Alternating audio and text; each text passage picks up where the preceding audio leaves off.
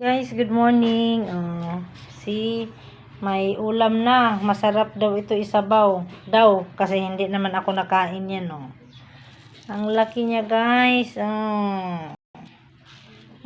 Hanggang hawak lang ako kasi binibinta ito. Bibilin ata to ni Sir.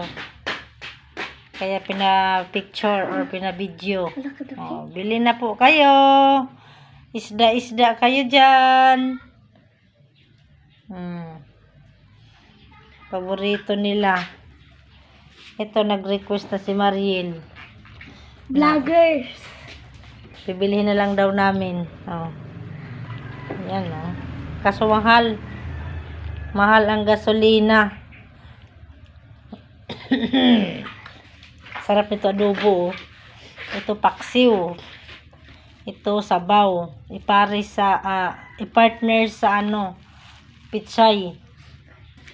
Mustasa na gulay. Naku po, ang sabaw. Pero hindi, sa totoo lang, hindi ako nakain ito. Sabaw lang sa akin.